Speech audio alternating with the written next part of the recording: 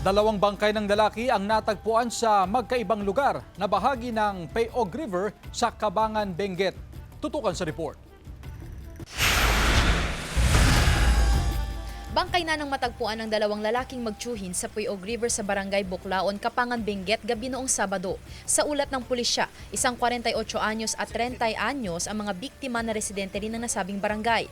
Nagtungo raw ang magtsuhin sa kanilang taniman malapit sa ilog umaga noong Mayo 27. Napag-alaman na nagpasya silang manghuli ng isda sa ilog. Parang sanay na sila na hindi sila umuwi kasi may parang shanty. Pero nung medyo natagalan, medyo halos 4 days ata, medyo nag-alala na yung parent ng isa. Nitong Sabado, nagpasya ang isang kaanak na hanapin ang dalawa. Nakita ang tsinelas ng isa sa mga biktima sa tabing ilog.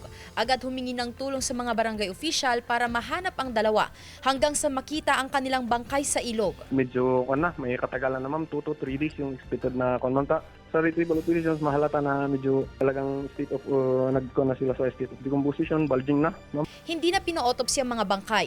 Naniniwala ang mga kaanak na nalunod ang mga biktima. Ayon sa MDRRMO, posibleng tinangay ng malakas na agos ng ilog ang dalawa dahil sa mga araw na iyon ay naranasan ang malakas na pag-ulan na dahilan ng biglaang pagtaas ng antas ng ilog.